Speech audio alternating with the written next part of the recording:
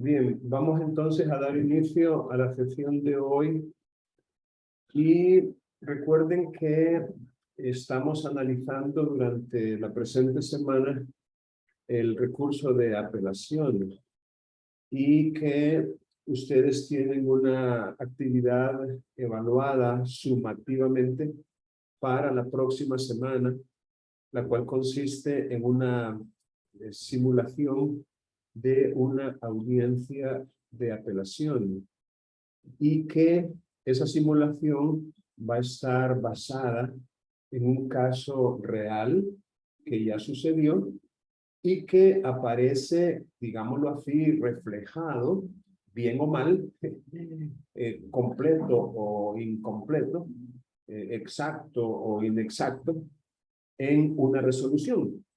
Una resolución que ya ustedes tienen claro en cuanto a quienes van a, digamos, cuál va a ser la resolución que le va a tocar a cada equipo.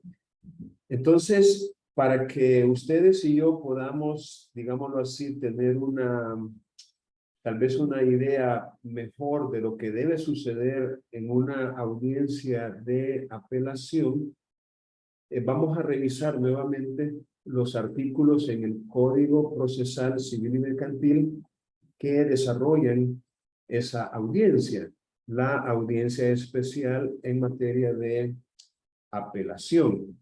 Pero antes, y como siempre, me gustaría saber si alguno de ustedes tiene alguna pregunta, alguna inquietud en cuanto a lo que ha estado leyendo o en lo que han estado trabajando, tal vez como equipo, y así podamos tratar de resolverla. ¿Tienen alguna duda, jóvenes, en cuanto a lo que han estado leyendo?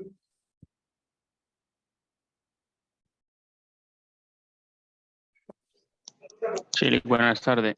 Mi consulta es respecto de que vaya, en audiencia la vamos a hacer nuestros compañeros, ¿verdad? Y serán los mismos hechos, digo, o sea, vamos a tratar los puntos que se trataron ahí, pues,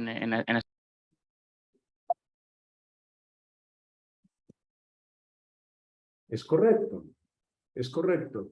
Efectivamente, la razón por la cual se les ha proporcionado una resolución es porque el marco fáctico tiene que estar de alguna manera, eh, tiene que ser el mismo, ¿no? O sea, los hechos del caso e incluso las alegaciones, los argumentos, las disposiciones legales tienen que ser los mismos que aparecen en el caso, porque lo que queremos es recrear ese mismo caso.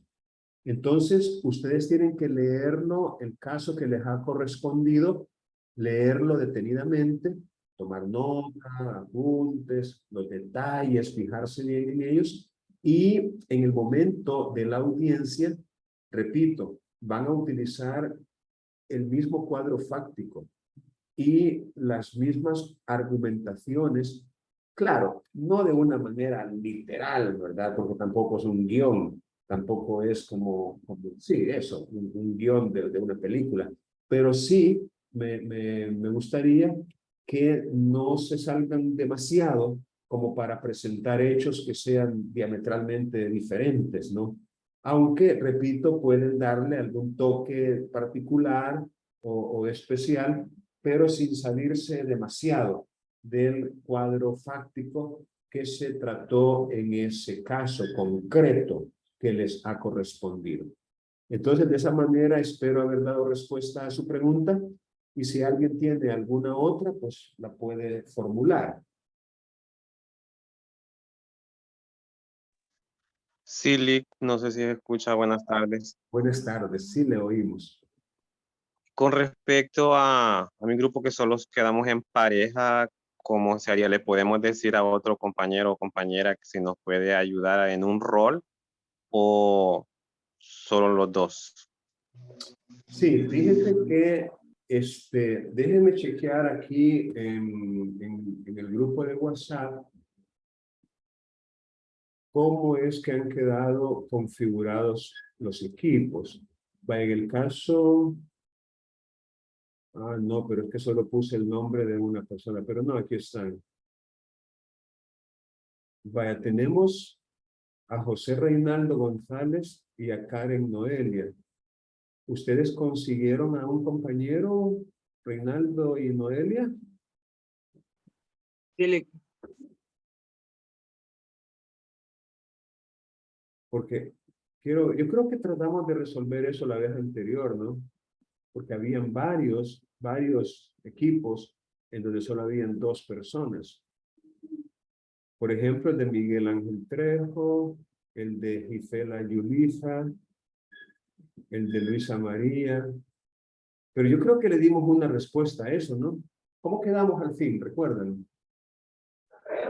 Sí, Lick, ya conformó los grupos, pero yo creo que algunos de los compañeros se han quedado así, sin ningún integrante. Vaya. Entonces, Ever, contestando su pregunta, si no, vaya, tienen que asegurarse que no hay nadie que ande volando, ¿no? Que ande sin grupo, sin equipo. Y si definitivamente ya todos los equipos están conformados con 3 personas y el de ustedes solamente tiene 2, entonces sí, esa sería la, digamos, la solución, pero con una salvedad. Y es que ese compañero o compañera que les apoyaría sería el magistrado. El magistrado. Pero el rol del apelante y el rol del apelado, ese lo harían ustedes. ¿De acuerdo? Así le vamos a dar solución a ese asunto. ¿Alguien Ok, más? gracias. Ok. ¿Alguien más quisiera hacer alguna otra pregunta? Lick, una pregunta. Sí. ¿Las audiencias van a iniciar desde el día lunes? ¿O solo va a ser como el ciclo pasado, que fueron los 2 días, lunes y jueves, o todas las vamos a desarrollar el día lunes? No, los 2 días porque no va a alcanzar un solo día para hacerlo. Entonces vamos a reunirnos presencialmente en la sala de simulación de audiencias y allí vamos a empezar el lunes y terminar el jueves. Y se van a seleccionar aleatoriamente, ¿verdad? Hay que llegar preparados todos, ¿verdad? Y asistir, por supuesto, porque ahí se va a seleccionar el orden en el que van a pasar. Vamos a tratar de que no pasen el mismo día equipos que están repitiendo un caso, que los casos sean distintos, los casos, aunque los tengamos que repetir en la otra sesión, la del jueves, pero en el día lunes no se van a repetir los casos. Se pueden repetir, pero hasta el jueves. Pero el lunes vamos a tener por lo menos 5 equipos con casos diferentes y, ojo, traten de hacerlo con 15 minutos como promedio. Un poquito menos, un poquito más, pero prográmense para 5 minutos.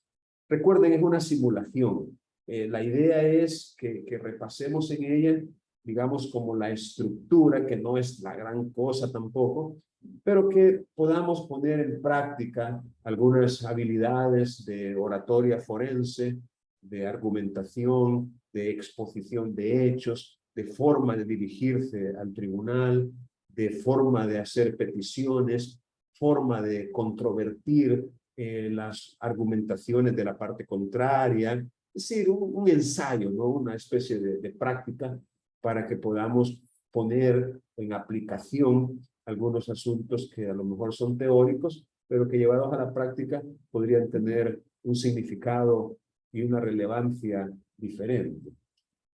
Bien, ¿alguna otra pregunta?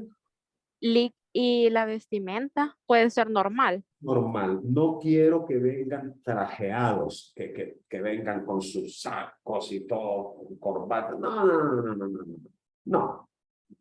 Así como suelen vestir, ¿verdad? Claro, tampoco vengan con jeans, ¿verdad? Y con chores y con camisas escotadas. No, pero normal. Correcto. ¿Alguna otra pregunta? Vaya.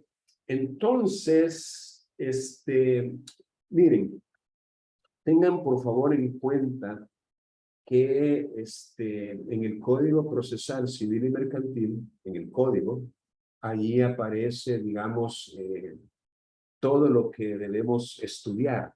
El código es el objeto de estudio para nosotros durante la presente asignatura. Y, repito, hay que leerlo varias veces. Ahora, nos podemos auxiliar, y es muy recomendable hacerlo, de otras lecturas, ¿verdad? Como por ejemplo el Código Procesal Civil y Mercantil comentado, que de una manera, a mi juicio, muy magistral, nos puede ayudar a mejorar nuestra comprensión de lo que hemos leído en el código. Pero tratemos de hacerlo en ese orden. O si no lo queremos hacer en ese orden, primero el código y después el libro que lo explica, por lo menos hagámoslo al mismo tiempo, ¿verdad? Es decir, vamos leyendo en el libro y cada vez que en el libro aparezca la mención de algún artículo, vamos al artículo a leerlo, incluso para ver si, por ejemplo, todavía está tal cual ese artículo. Porque de repente nos podemos encontrar con algunos tratadistas, con algunos autores que explican o hacen mención de algún artículo, pero podría ser que ya esté derogado o reformado ese artículo. Recuerden que nuestro legislador tiene esa característica, ¿no? Es muy reformador. Este código sufrió reformas incluso antes de entrar en vigencia. O sea, para que vean, pues, o sea, ni siquiera había entrado en vigencia cuando ya lo estaban reformando. Claro, en algunos puntos muy pocos, no en todo.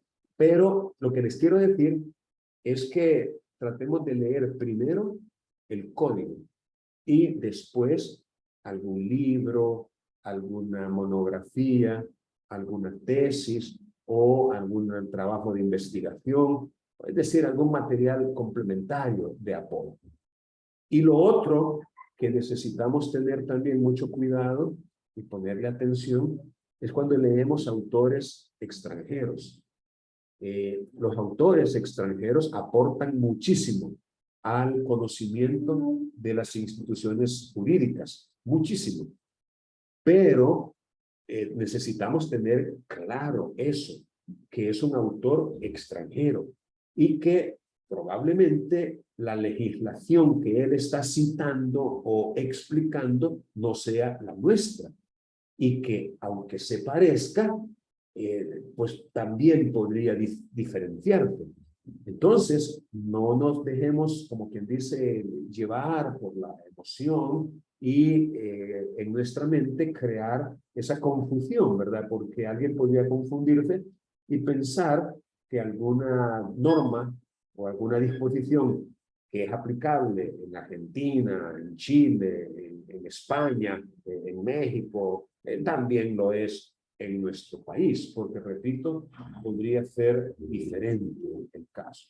Entonces, dicho eso, otra vez, la idea es que en la medida que usted está aprendiendo, estudiando, leyendo, recordando, comprendiendo, tratando de poner en práctica lo que ha aprendido a situaciones hipotéticas o reales, es decir, en lo que usted está en esa labor, en esa tarea de aprendizaje, utilice recursos o estrategias como por ejemplo cuestionarios, diagramas, cuadros, mapas, es decir, estrategias que le puedan servir para organizar esa información de tal suerte que usted pueda, repito, comprenderla de una mejor forma,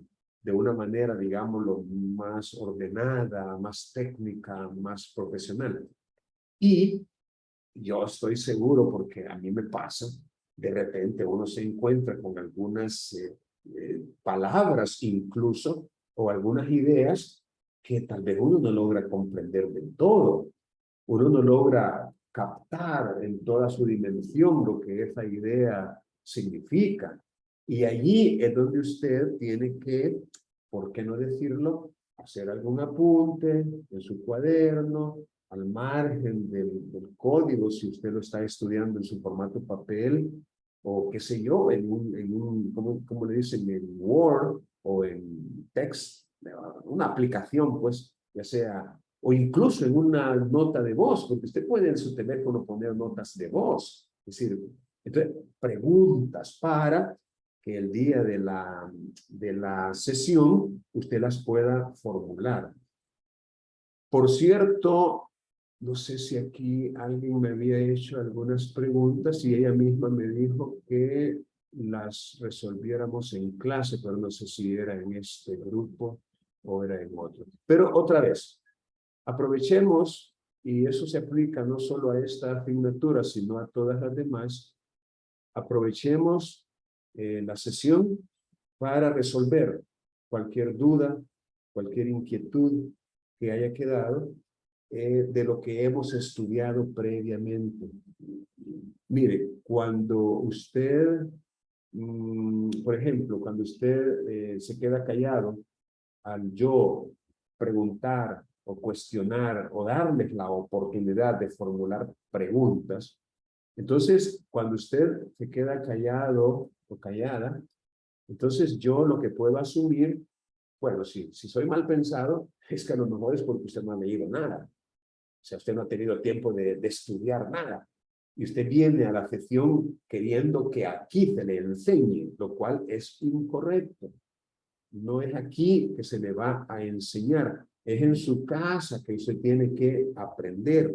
Y aquí, repito, la idea es como consolidar, analizar, evaluar e incluso crear conocimiento, pero ya en un ambiente más colaborativo, ya en relación con sus demás compañeros. Bueno, otra vez, ¿alguna pregunta?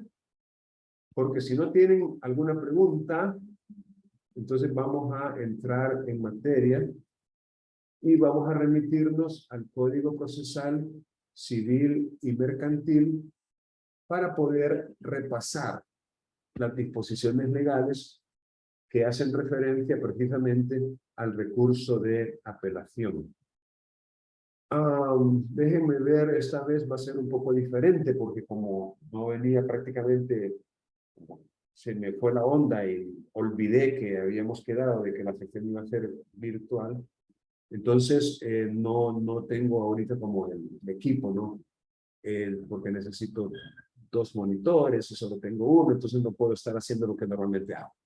Pero sí, voy a ver si puedo compartir con ustedes por lo menos la pantalla donde está el código y vamos a ver si podemos, entre todos, recrear como el procedimiento del recurso de apelación. Lo primero que debemos tomar en cuenta en materia de apelación es recordar cuáles son, en principio, las disposiciones que pueden ser objeto de este recurso de apelación. Eso es lo primero.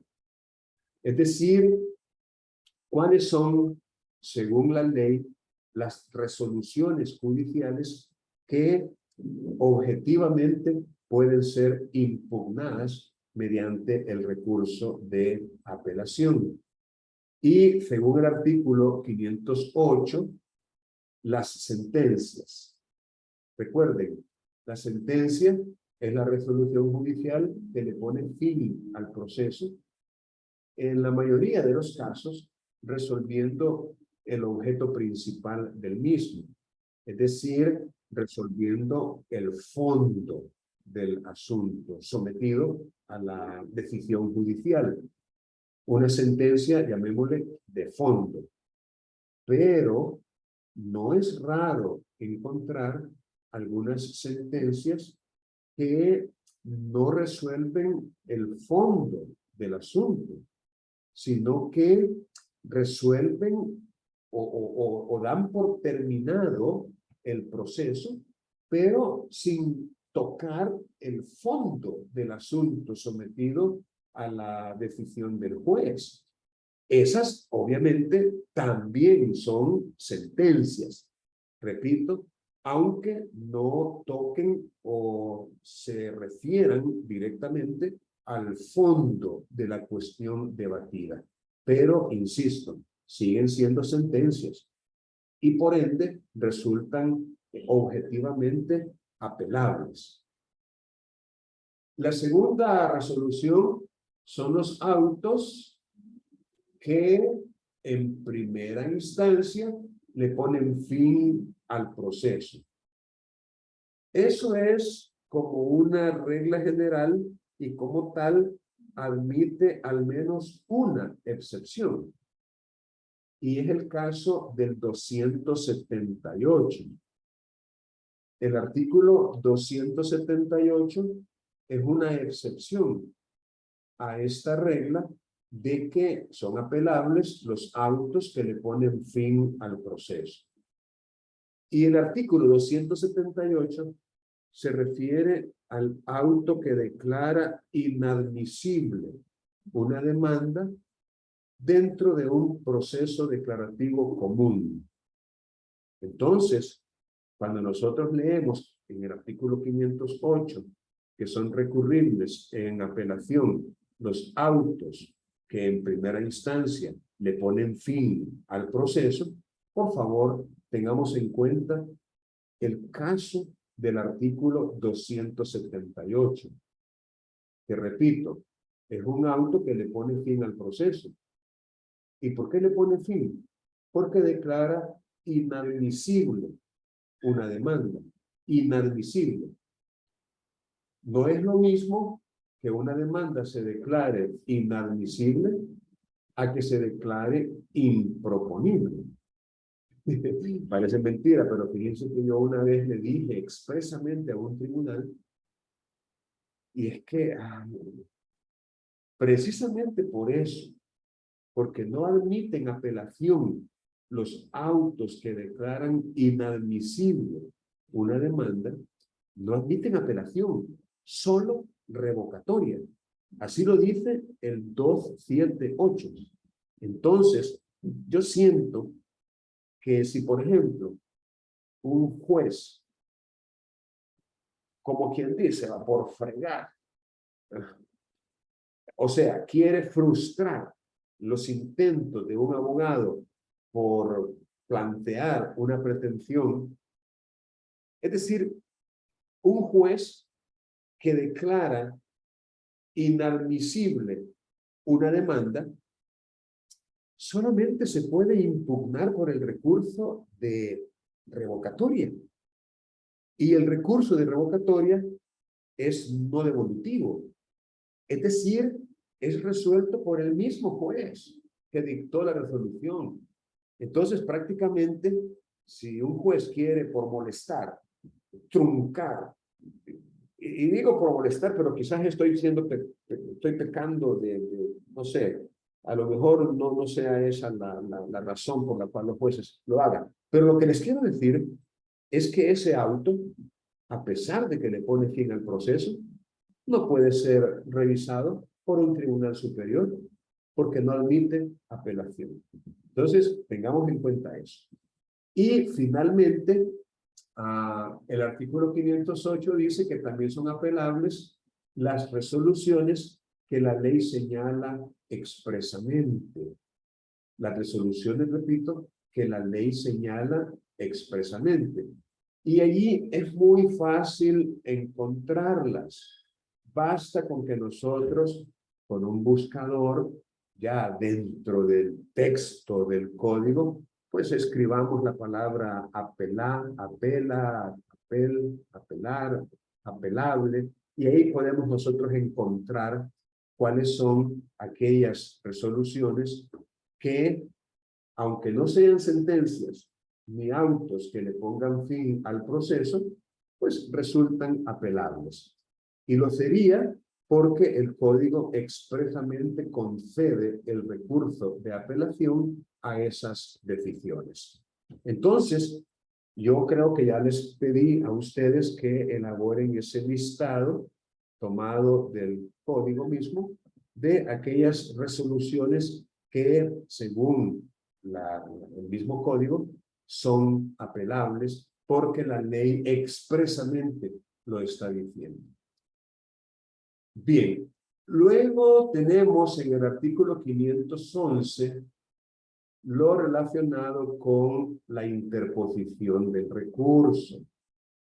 En el artículo 511 aprendemos que el recurso debe ser presentado ante el juez que dictó la resolución impugnada. Dice la resolución impugnada porque, como lo acabamos de leer, podría ser la sentencia definitiva, la sentencia, o podría ser un auto que le pone fin al proceso, o podría ser una resolución que, aunque no sea un auto que le ponga fin al proceso, por disposición de ley resulta apelable, porque la ley expresamente dice que es apelable. Entonces, si usted se topa con una sentencia en un proceso cualquiera, declarativo, abreviado, de inquilinato, posesorio, monitorio o ejecutivo, la sentencia es apelable, aunque no diga la ley en esa parte donde se hable de la sentencia que es apelable. No tiene por qué decirlo. Ya el 508 ha dicho que las sentencias admiten ese recurso. Pues igual, si usted se encuentra con un auto que le pone fin al proceso, aunque no diga expresamente en esa parte que es apelable, ya la ley dijo en el 508 que es apelable. Ahora, si lo dijera, pues estaría de más. O sea, si por ejemplo lo dijera, el auto que declara improponible una demanda es apelable, eso es innecesario que lo diga, porque ya el 508 le ha dicho que los autos que le ponen fin al proceso son apelables. Así de simple. Entonces, cuando usted invoca el fundamento legal para la impugnación objetiva del recurso, entonces basta con que usted cite el artículo 508 y le diga al tribunal: esta resolución es apelable en base al artículo 508 del Código porque le pone fin al proceso. Repito, no es necesario que en otra parte el Código diga que es apelable en tanto sea un auto que le pone fin al proceso. Sin embargo, no se les olvide lo que ya les dije del 278, que ese es un auto que le pone fin al proceso, pero que el legislador optó por negarle el recurso de apelación. Se explica como queriendo razonar el porqué de esta negativa, que es porque esa resolución aparentemente no causa mayor perjuicio.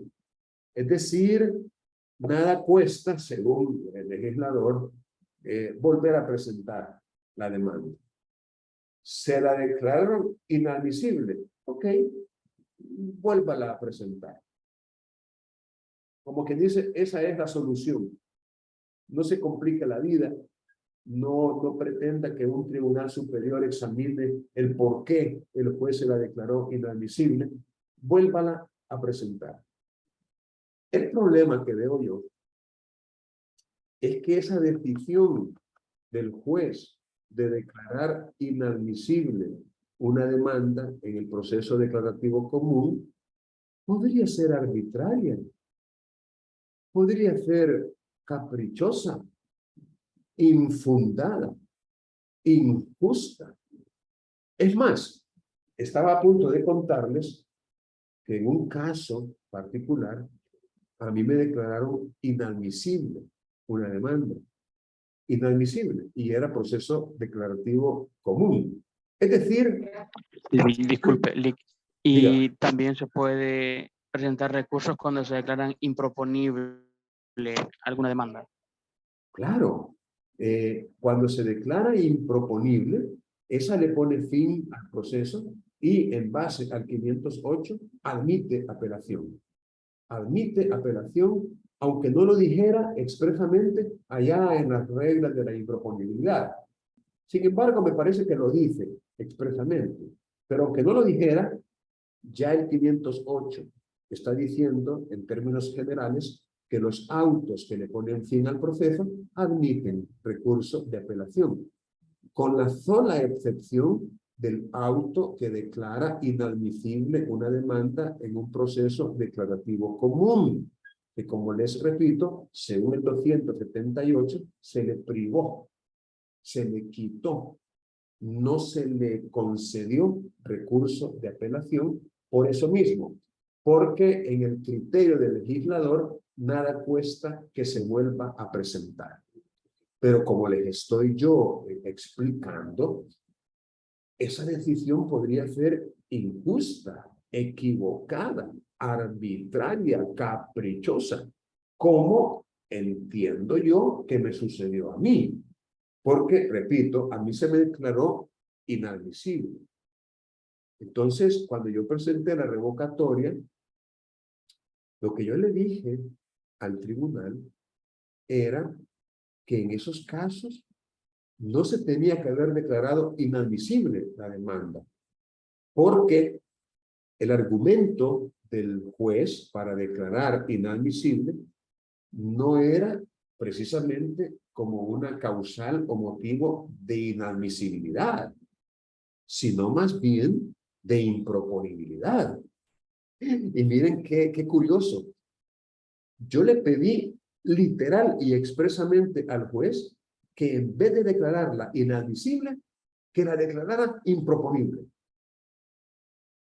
Ahora, ¿por qué creen que hice eso? Por lo que les estoy diciendo.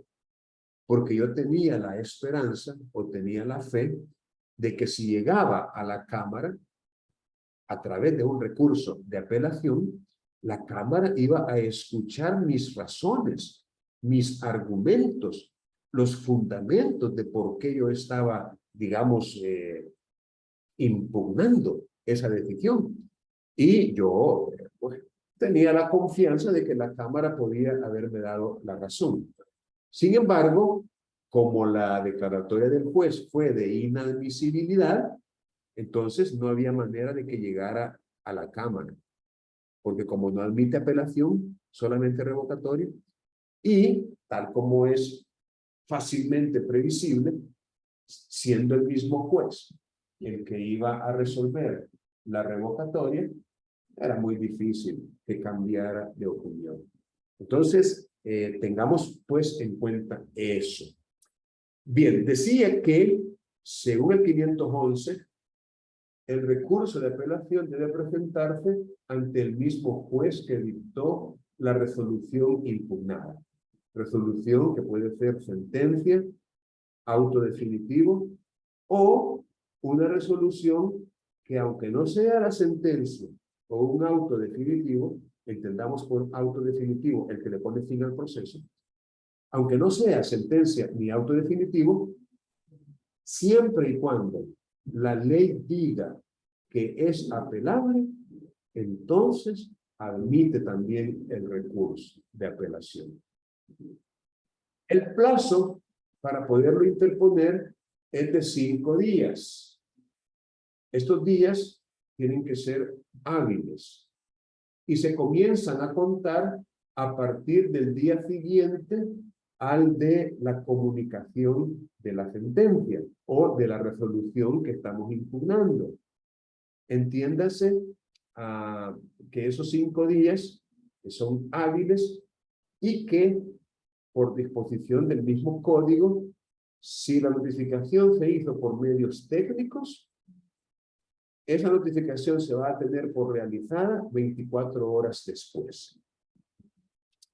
Repito, si una notificación se hace por medios técnicos, entre los cuales podemos mencionar el fax, correo electrónico, WhatsApp o el sistema de notificaciones electrónicas de la Corte Suprema de Justicia, si es electrónica la notificación, el día en que se hizo esa notificación prácticamente no cuenta, porque por disposición legal se entiende realizada la notificación transcurridas 24 horas después del envío.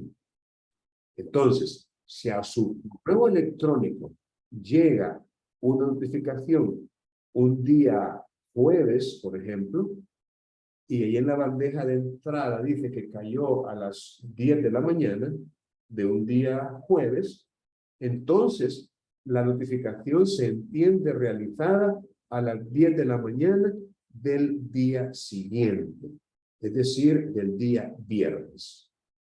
Y como el sábado y el domingo no son días hábiles, entonces el primer día para poder interponer el recurso sería el lunes de la siguiente semana.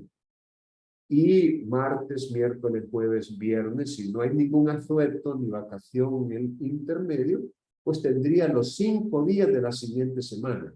Porque el jueves no cuenta, aunque ese es el día en que cayó la notificación. Pero no cuenta porque la notificación no se tiene por realizada ese día, sino 24 horas después, lo que nos lleva hasta el día viernes. El día de la notificación, que en este caso sería el viernes, tampoco cuenta, tampoco se toma en cuenta. Y por eso es que les digo yo que el primer día sería hasta el lunes. Ahora, hay un pequeño problema que yo creo que ya se los planteé a ustedes, pero si no, pues lo vuelvo a hacer. Y es, ¿qué pasaría si la notificación se hace por medios técnicos y cae en el buzón correspondiente un día viernes? Ejemplo, un día viernes a las 3 de la tarde. Pregunto, ¿cuándo se va a tener por realizada esa notificación?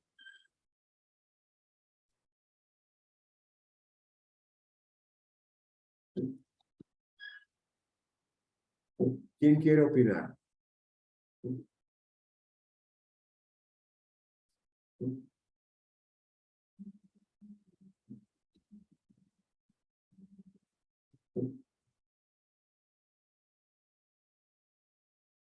En el artículo 178 es donde aparece lo que yo les estoy queriendo explicar.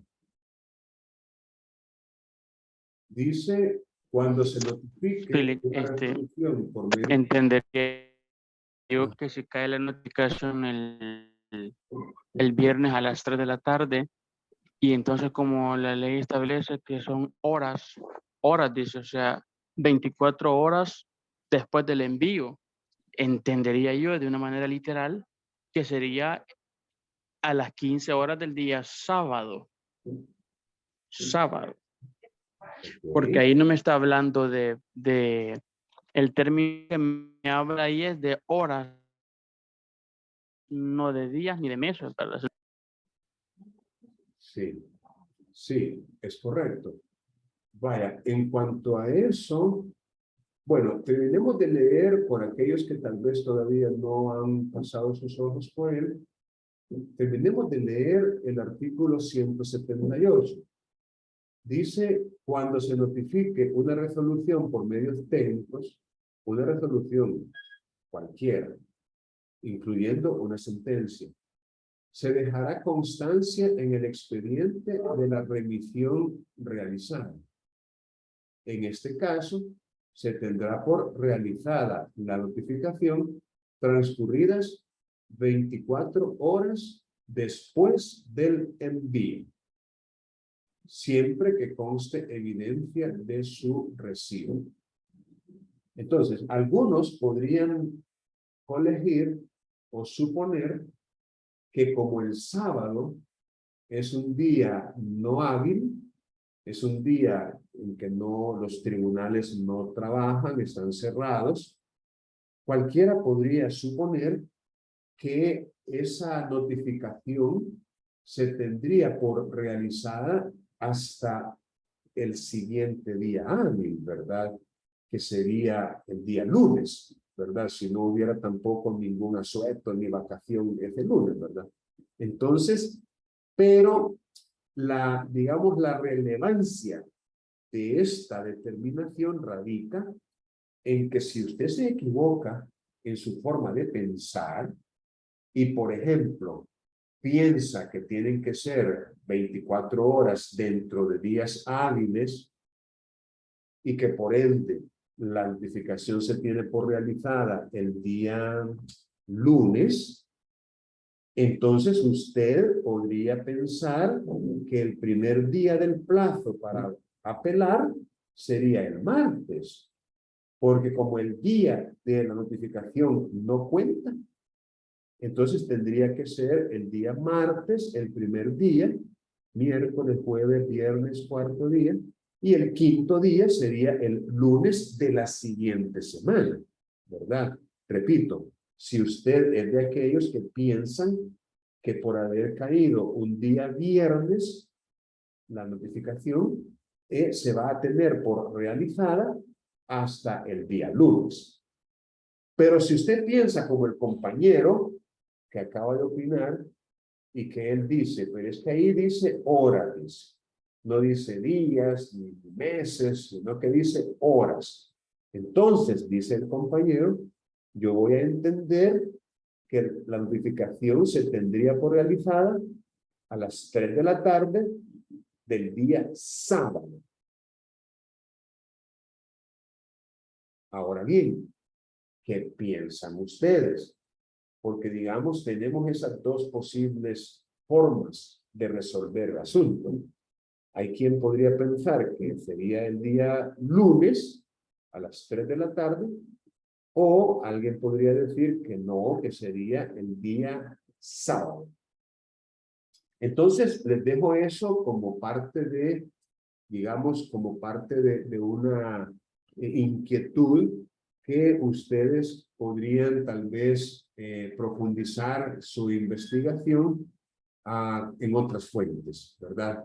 A lo mejor ya haya alguna sentencia de algún tribunal en el que se resuelva esa cuestión. Ahora, obviamente, con total independencia de lo que usted piense, mi consejo sería que si usted está preparando o necesita preparar y presentar un recurso, no espere hasta el último día. No lo haga, no es buena idea.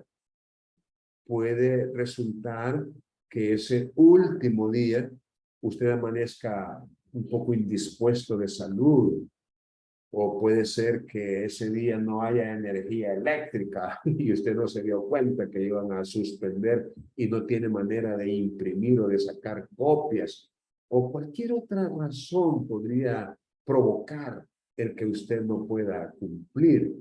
Entonces, hay que ser un poco sensatos y prudentes y no esperar hasta el último día. Ese sería mi consejo. Ejemplo, sea que usted piense que se notificó, que se tuvo por notificada el día sábado o el día lunes, no espere hasta el lunes de la siguiente semana, ni siquiera hasta el viernes, hágalo el jueves o el miércoles, si fuera posible. Es decir, en el segundo, tercer día, cuarto, como máximo, pero no espere hasta el último día. Esa sería la recomendación que yo le podría dar para que usted no tenga, digamos, ningún tipo de dificultad. Bien, sigue diciendo el artículo 511 y quiero ver si puedo mejorar un poco el tamaño. Que en el escrito de interposición del recurso se deben expresar con claridad y precisión las razones en que se funda el recurso, haciendo distinción entre las razones que se refieran a la revisión e interpretación del derecho aplicado y las razones que afecten a la revisión de la fijación de los hechos y la valoración de las pruebas.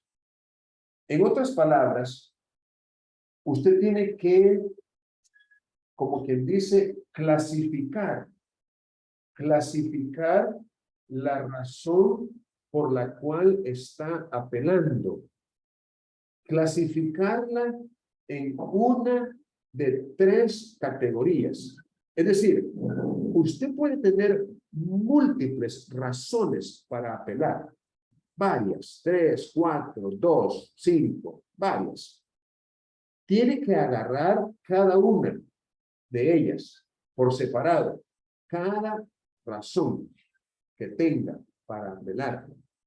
Y luego tiene que categorizar esa razón. Es decir, en el escrito, usted tiene que hacer distinción. Esa es la terminología que usa el código. Hacer distinción, o sea, decirle a la Cámara, esta primera razón que estoy sosteniendo o que estoy utilizando como motivo de mi recurso, esta primera razón se refiere a la revisión e interpretación del derecho aplicado. La segunda razón, honorables magistrados, tiene que ver con la fijación de los hechos. Resulta que los hechos no fueron fijados de manera completa o de manera adecuada. Hubo una fijación de los hechos inexacta, imperfecta, incompleta, falsa, qué sé yo, pero tiene que hacer esa distinción. Podría ser que la razón no tenga que ver ni con la revisión e interpretación del derecho, ni con la fijación de los hechos, sino con la valoración de las pruebas. Entonces, así tendría usted que aclararlo en el escrito de interposición. Es más, la otra categoría es la infracción de normas o garantías procesales en la primera instancia. Esa es, por qué no decirlo, otra de las finalidades del recurso de apelación y que son como las categorías dentro de las cuales usted tiene que distinguir. Esta tercera o cuarta razón hace referencia a la infracción de normas o garantías procesales en la primera instancia, ya que no se observó lo dispuesto en el artículo tal, en el sentido de que esto y esto. Es decir, usted tiene que, según esto, citar en el escrito las que se consideren infringidas. Es decir, usted tiene que ser muy directo, muy concreto, muy puntual y citar en el caso de que la razón que usted está alegando tenga que ver con la infracción de normas o garantías procesales en la primera instancia, tiene que decir cuál es la norma específica que se infringió y también tiene que alegar de qué manera esa infracción ese desconocimiento, ese apartamiento, esa omisión, esa inobservancia de esa norma le ha causado indefensión. Estos son, ¿por qué no decirlo?, requisitos formales del recurso de apelación. Obviamente, la Cámara está llamada por disposición de ley a analizar el escrito y asegurarse que se ha cumplido con estos requisitos dentro de ese escrito. Pero, ojo a lo que le voy a decir. Podría ser que la Cámara o se le durmió el pájaro, como decimos. Ellos también tienen a veces mucho trabajo y podría ser que por la carga de trabajo no fueron lo suficientemente meticulosos al analizar. O, ¿por qué no decirlo? ¿Por qué no decirlo? Fueron flexibles. Fueron como considerados con el recurrente. Miren, voy a hacer un paréntesis. Conozco una resolución de Cámara en donde fueron, digámoslo así, tan flexibles que hasta dijeron literalmente que el escrito no reunía,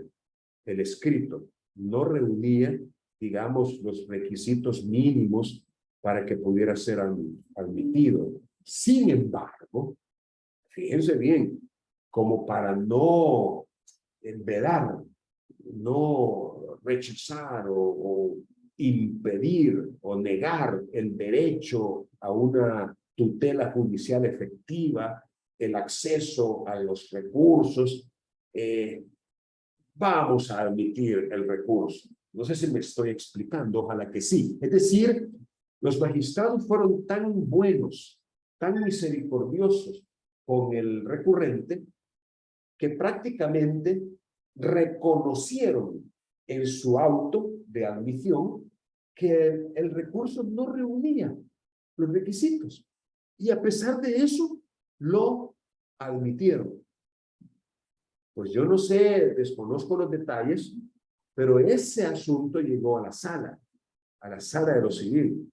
No, hombre, la sala de lo civil les pegó una levantada a los magistrados. Prácticamente es una forma de hablar.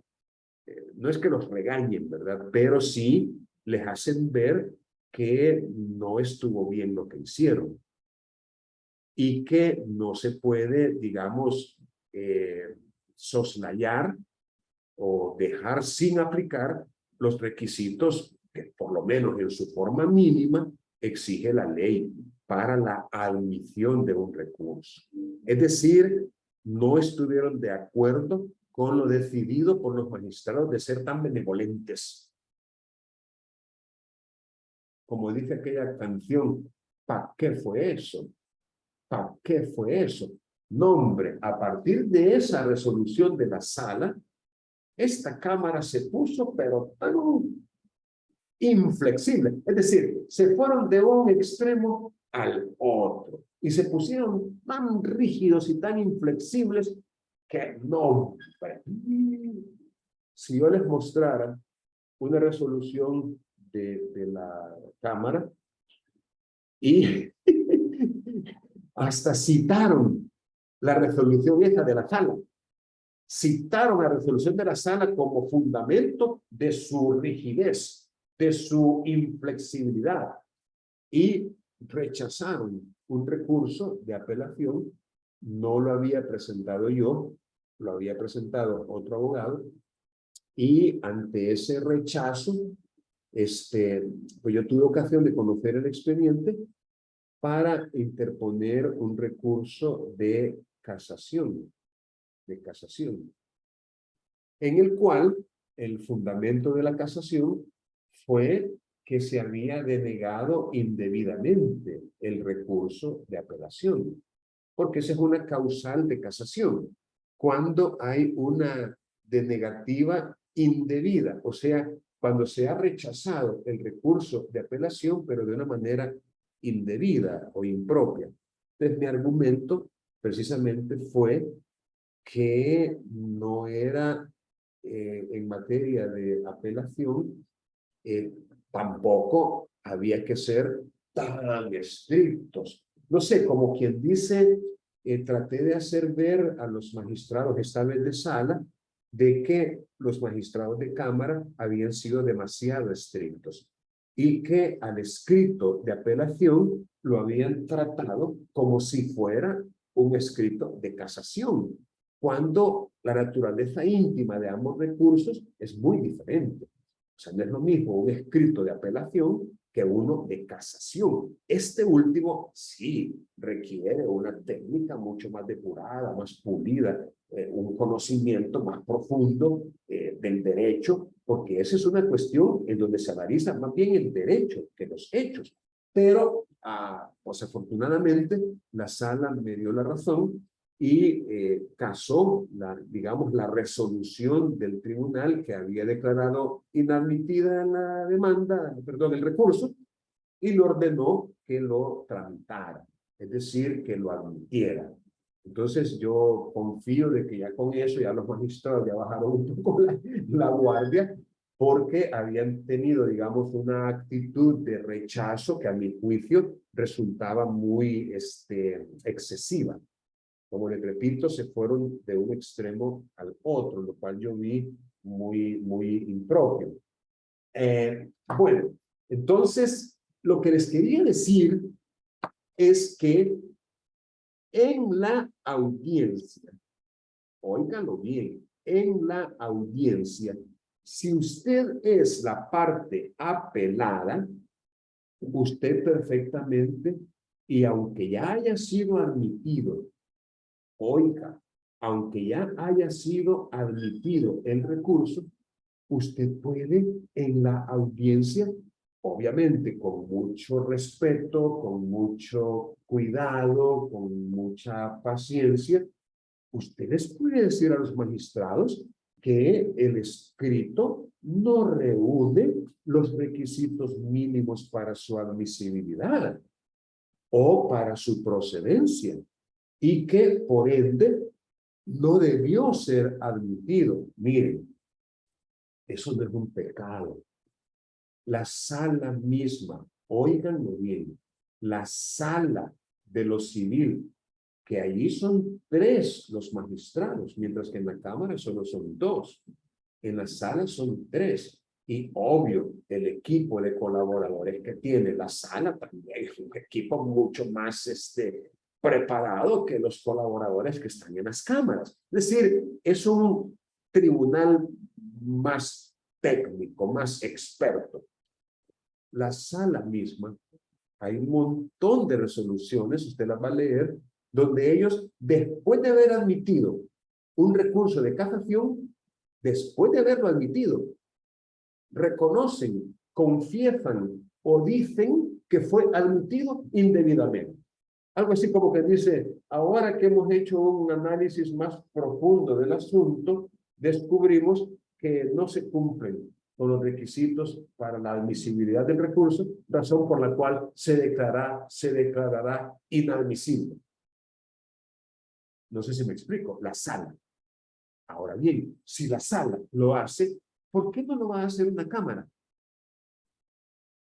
Es decir, una cámara, así como lo ha hecho la sala, podría también descubrir que la admisión del recurso fue indebida, que en realidad no están cumplidos con los requisitos para la admisibilidad o para la procedencia del recurso. Y eso la Cámara lo puede hacer, ya sea de oficio o a petición de parte. Entonces, lo que le quiero decir a usted es que no es indebido, incorrecto, ilícito o ilegal que usted le haga ver a la Cámara que el escrito de apelación no contempla o no reúne los requisitos exigidos por la ley. Y eso, repito, no es pecado, pero eso sí, no le caiga mal al tribunal. O sea, no hable de tal manera que genere animadversión o rechazo. No, no, hay que utilizar palabras que sean suaves, adecuadas, ¿verdad? Porque tampoco usted se va a pelear con la cocinera, como decimos por ahí. Entonces, por eso es importante conocer los requisitos, repito, mínimos. Tampoco se vayan a poner en un plano como que si fuera casación el recurso, ¿verdad? Tampoco es que le faltó esto y esto y esto, así como lo hizo la Cámara en esa resolución. Es que miren, a mí me dio un sentimiento como de impotencia cuando vi esa resolución, porque dije yo, caramba, si es así, no, hombre, nadie va a querer apelar.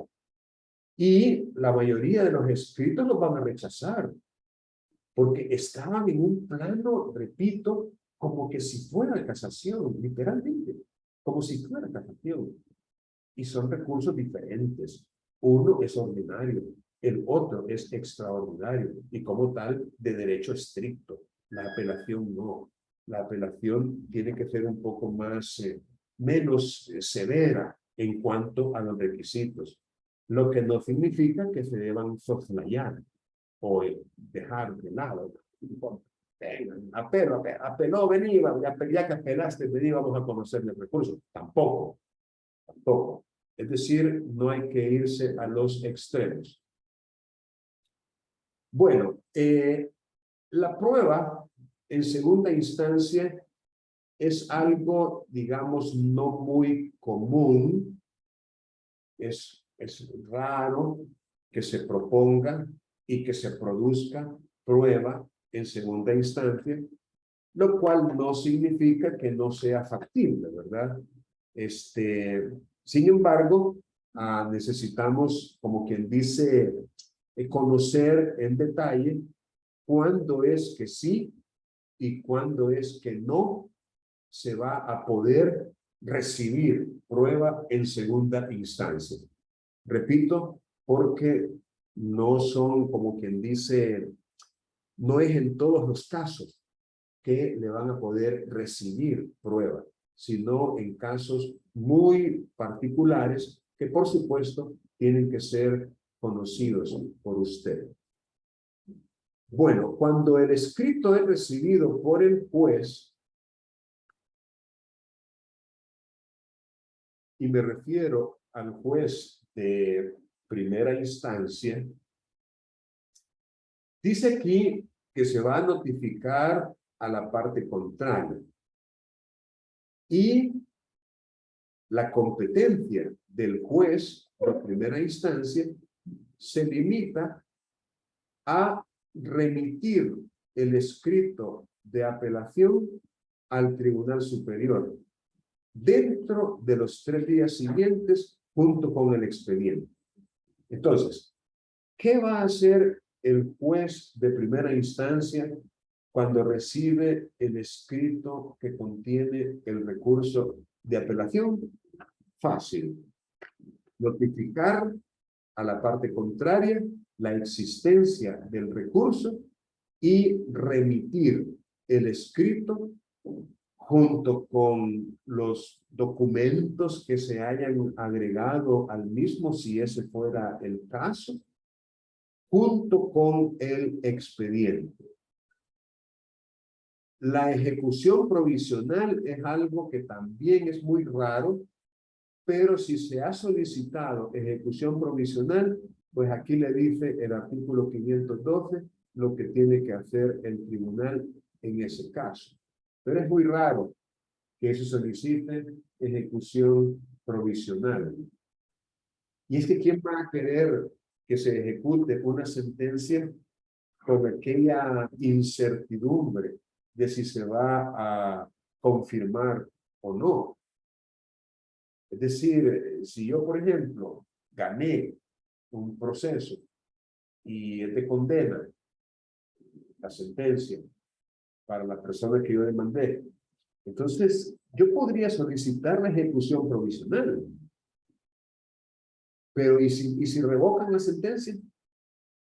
Es decir, si la dejan sin efecto, si la modifican, si la cambian. Entonces, por eso es que casi nadie, óiganlo bien, pide la ejecución provisional. Bueno, nos vamos acercando ya a lo que sucede en cámara. Dice que cuando el Tribunal Superior ha recibido el recurso, va a examinar su admisibilidad. Y si fuese inadmisible, lo rechazará, expresando los fundamentos de su decisión y condenando al que hubiere abusado de su derecho al pago de una multa. Una multa que puede variar entre 2 y 5 salarios mínimos urbanos más altos vigentes, y que afortunadamente no incluye la palabra mensuales. Salarios mínimos no dice mensuales, porque si lo dijera, úpale, esta multa sería, digamos, un poco fuerte, ¿no? Porque 2 salarios mínimos mensuales andarían más de $600, quizás más de 700, dependiendo por cuánto ande el salario mínimo mensual. Pero como no dice mensual, pues debemos entender que es un salario mínimo diario, no mensual. Sigue diciendo el código que dentro de los 3 días siguientes se va a convocar a las partes a una audiencia, siempre y cuando se haya admitido el recurso, se convocará a las partes a una audiencia en la sede del tribunal. Audiencia que se realizará a más tardar dentro del mes, contado a partir del día siguiente al de la convocatoria. Bueno, esto por supuesto es en el caso de que el recurso se admita. Es decir, se señala una fecha y hora para celebrar audiencia. Miren, para que vean. Hace poco,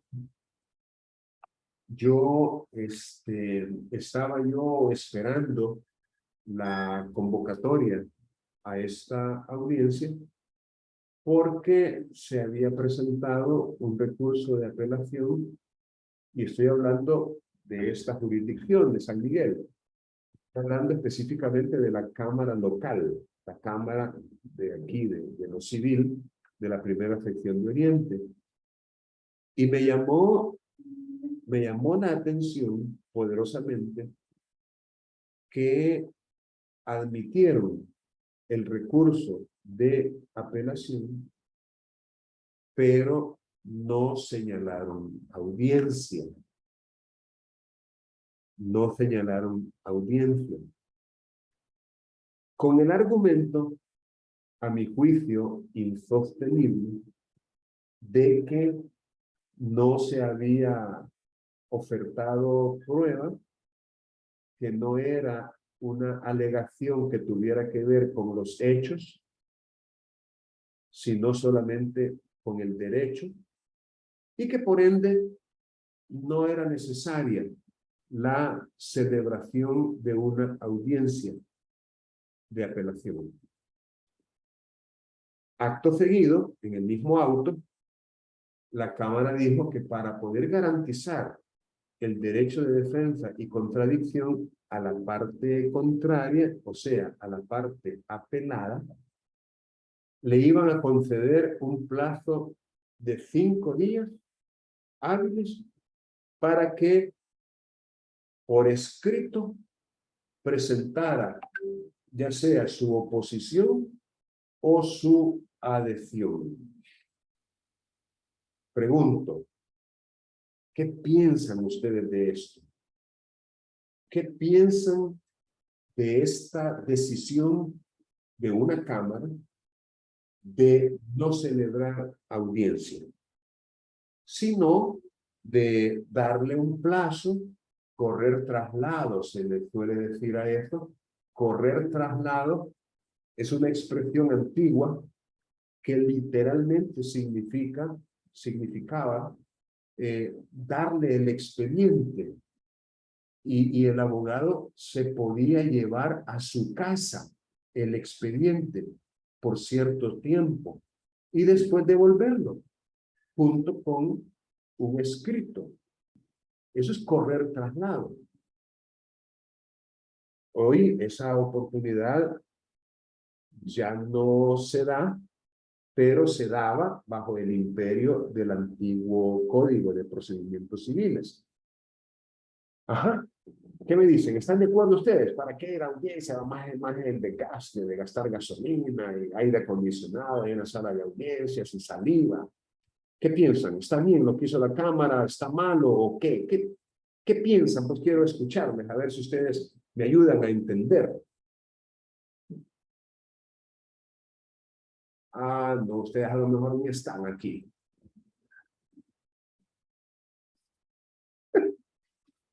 Ajá. Lick, Hola. hola Lick, fíjese que con respecto a la pregunta, yo considero que está bien porque no recuerdo muy bien cómo es la economía procesal, ¿verdad? Es uno de los principios de los cuales se ha regido la actualización de las normas en cuanto a los procesos y para mí está bien porque si se abarca todo el proceso y se cumple el objetivo de por lo menos de lo que estamos hablando en este momento, que es este recurso, para mí está bien. Hey, gracias. Gracias por su opinión, Clementina. ¿Alguien más quiere opinar? No tengan pena de... Ok, Lázaro, le escucho. La compañera hablaba sobre el principio de economía procesal, pero igual también tenemos que ver el principio de igualdad de armas. Entonces aquí, digamos, en el caso que conteste, digamos, adhiriéndose a la posición, ¿verdad?, de que se le está demandando, también sería como que igualmente tuviera, digamos, con qué elemento probatorio se va a defender, los tuviera a la vista la otra parte. Pero en este caso yo entendería que solo es una parte que tiene el expediente. Entonces, para mí se estaría violando el principio de igualdad de armas en ese sentido. Y en ese caso, pues yo no estaría de acuerdo, porque por eso, en el momento de la audiencia, se puede adherir o se puede negar a la posición que tiene la parte contraria. Esa es mi postura, Lick. Gracias, Lázaro. Vaya, tal vez aclarando un poquito la situación, en vez de convocar a una audiencia para poder en ella escuchar lo que la parte apelada tuviera que decir, lo que la Cámara hizo fue darle 5 días para que en esos 5 días dijera por escrito lo que, según la ley, tendría que decir oralmente en la audiencia.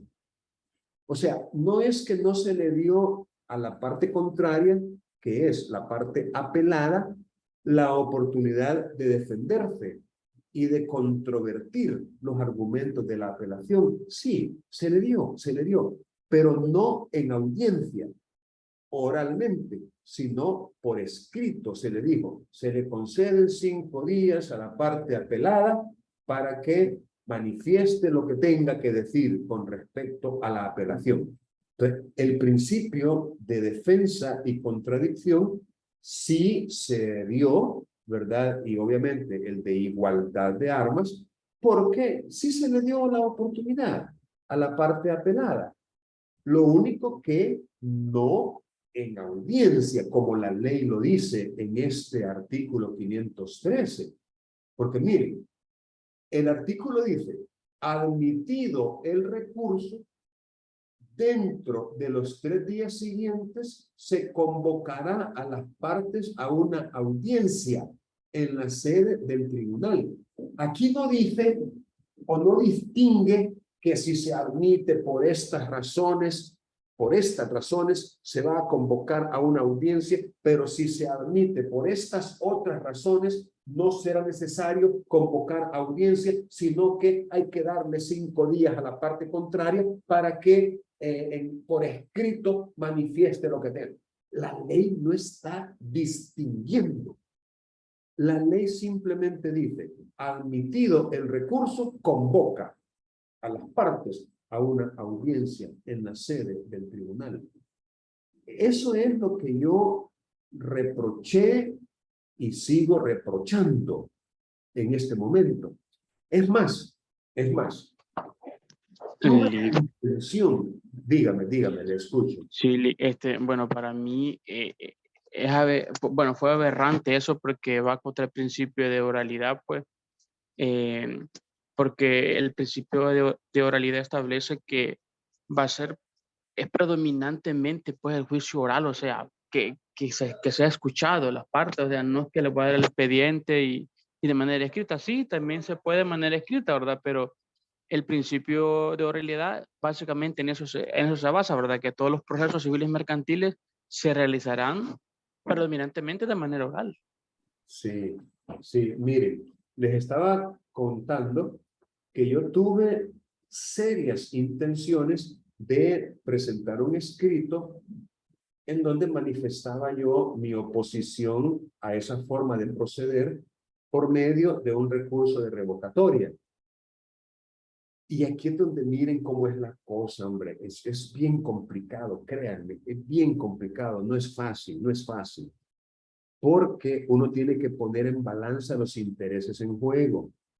Muchas veces uno tiene que ceder, a pesar de que uno entienda que la razón está de su parte y que muy fácilmente se puede hacer valer, pero está el otro lado, lo que ya les decía yo, no pelearse con la cocinera. Y cuando uno presiente, o sea, tiene un sentimiento de que si uno se pone así, ¿verdad? Como quien dice, a querer exigir, el tiro le puede salir por la culata. Y esto es lamentable, pero hay que reconocerlo. Entonces, muchas veces, uno tiene que refrenarse. Uno tiene que pensar 2 veces lo que uno quiere hacer. Y en ese caso, que por cierto es el único que he tenido en estos últimos días, decidí no hacer nada. Porque tuve miedo de que si lo hacía, el tiro me saliera por la culata. Porque ellos me podían haber dicho, considerando lo expuesto por el licenciado Ríos Lazo y atendiendo la literalidad del artículo 513, vamos a admitir y vamos a revocar y vamos a convocar a audiencia.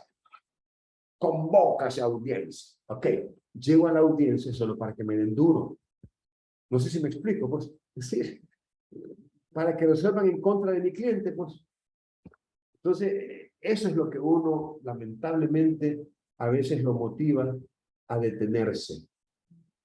Como que dice, take it easy, calmate. Entonces, no lo hice. Pero créanme, no estoy de acuerdo. No estoy de acuerdo. Porque para mí es un apartamiento evidente de formalidades que están legalmente prescritas.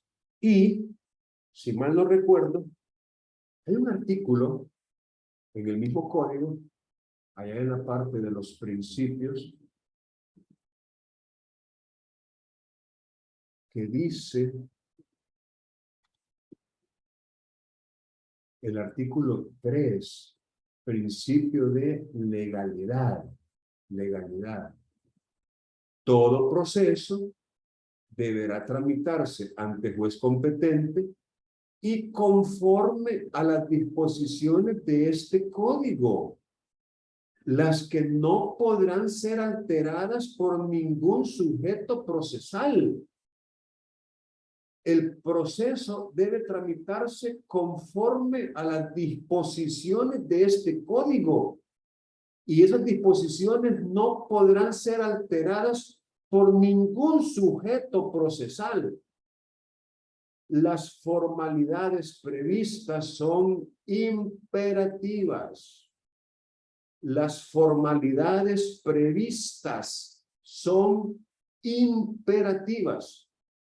Y solo cuando la forma de los actos no esté expresamente determinada por la ley, se adoptará otra, la que resulte indispensable o idónea para la felicidad perseguida. Entonces, para mí, lo que dice el artículo 513 es una formalidad prevista. Aquí lo dice, miren, admitido el recurso, dentro de los 3 días siguientes se convocará a las partes a una audiencia. Hay que convocar a una audiencia. Usted no puede alterar esta disposición porque está alterando el debido proceso. Está creando una formalidad diferente a la establecida por la ley. Y miren, como uno es mal pensado, uno a veces se atreve a asumir que es porque no les gusta exponerse. Es decir, y es que esto viene también, creo que viene como una especie de línea, como quien dice, viene como desde allá arriba. Como que no, como que tienen miedo, pues, a actuar y ser vistos como un pánico escénico. No sé si me explico, como que dicen, ven por aquí, ven. Eso es propio de la escrituralidad. Eso es propio del sistema antiguo que teníamos nosotros para manejar los procesos. Secreto, oculto. Pero yo creo que aquí, en realidad, sí se han violentado principios. Legalidad para empezar, oralidad para continuar, publicidad para darle seguimiento. Estas audiencias son públicas. Debería invitarse a todo el interesado en ver cómo se desarrollan las audiencias, porque el pueblo es el juez de los jueces, el pueblo, gracias al principio de publicidad. Entonces allí hay mucha tela que cortar, pero repito, no me quise meter. Finalmente los invito para que lean el artículo 514, que es el que desarrolla ya en detalle la audiencia. El tribunal oirá a la parte apelada. Recuerden, la parte apelada es aquella que no hizo uso del derecho a recurrir, ya sea porque no lo consideró conveniente, porque no recibió ningún tipo de agravio por la resolución pronunciada, porque se le durmió el pájaro y dejó pasar el tiempo, se descuidó y no preparó a tiempo y de repente ya habían pasado los 5 días, pensó que eran 10, por ejemplo. Es decir, por la razón que sea, la parte apelada es aquella que no interpuso el recurso. Pues a ella se le oye en primer término, dentro de la audiencia. Y le da dos opciones, para que se oponga al recurso o para que se adhiera a la apelación. Miren, en esta parte de la adhesión a la apelación, quiero invitarlos a que lean en el Código Procesal Civil y Mercantil comentado las explicaciones que el autor da con respecto a este instituto de la adhesión a la apelación. Porque podríamos otra vez equivocadamente sostener que la adhesión es como una nueva oportunidad que tiene el apelado, es decir, el que no apeló para apelar. Como una extensión del plazo, ¿no? Como que dice, las partes tienen 5 días para apelar. Pero si no lo haces y tienes la suerte de que la otra parte sí lo haga, tú no lo haces, pero la otra parte sí, no te preocupes. En la audiencia, tú te puedes adherir y puedes apelar. Cualquiera podría pensar que en eso consiste. Pero ¿será así? En otras palabras, ¿qué es o en qué consiste adherirse a una apelación? Por favor, lean lo que el autor tiene que decir en cuanto a la adhesión de la apelación para que lo comprendan. No vaya a ser, por vía de ejemplo, que ustedes en la simulación digan, pues yo como parte apelada me voy a adherir a la apelación, lo cual sería fantástico que usted pudiera tener, aunque en el caso no se haya dado, pero como les dije, mientras mantengan ustedes los hechos, el cuadro fáctico, podrían introducir algunas variantes para darle un poco más de sabor al caso, a la simulación. Pero, ojo, no se vaya a equivocar al adherirse a la apelación pensando que es como una nueva oportunidad, como si ese fuera un recurso independiente, autónomo, en donde usted puede alegar cualquier motivo o razón que usted lleve a la audiencia para apelar por su parte. ¿O será que la adhesión tiene que vincularse directa y estrechamente con la apelación ya presentada? Que sería la otra opción. Una adhesión que por definición es eso, ¿no? Adherirse es a algo. Adherirse es unir una cosa con otra. Y esa otra, en este caso, sería la apelación original. Bueno, el artículo 214, en el caso de que haya prueba, pues se propone, se admite o se rechaza y se produce la prueba. Y una vez realizada, como último punto de la audiencia, las partes formulan o podrán formular sus alegaciones finales, con lo cual el recurso quedará en estado de dictar sentencia. El tribunal fijará el tiempo prudencial para efectuar los alegatos finales. Ojo, aquel de ustedes que lleve el rol de magistrado, ese es el que le tiene que decir a cada una de las partes cuánto tiempo le va a dar.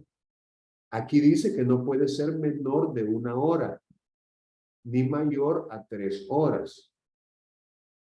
Pero cada parte puede utilizar un periodo menor del que le sea asignado. Mire, si usted como magistrado le dice, porque usted sabe que solo tenemos 15 minutos o 20 para la simulación, por favor, no le vaya a decir, tiene, señor apelado, 5 minutos. Si usted le dice eso, ya la regó, porque estaría demostrando que no ha leído este artículo. Usted dele 1 hora, o dele 2 horas, o dele 3 horas, que es lo máximo que le puede dar. No le va a dar 5 tampoco, ni 4. Entonces, eso para que usted demuestre que efectivamente ha leído este artículo. Claro, el abogado no le va a utilizar la hora completa que usted le dé porque sabemos que tenemos poco tiempo. Pero aquí lo dice, cada parte podrá utilizar un periodo menor al que le sea asignado si así lo estima conveniente. Y concluida la audiencia, el tribunal podrá dictar sentencia de inmediato, pero en todo caso anunciará verbalmente el fallo. En todo caso anunciará Esto lo tiene que hacer aquel de ustedes que tenga como rol el magistrado. Él tiene que verbalmente anunciar el fallo. Bueno, hemos terminado ya. Espero que hayan podido captar a partir de estas explicaciones un poco más en cuanto al recurso de apelación, pero síganlo estudiando y prepárense para las simulaciones que vamos a comenzar el lunes y vamos a terminar el jueves. Ok, vamos a dejar de grabar para poder pasar asistencias.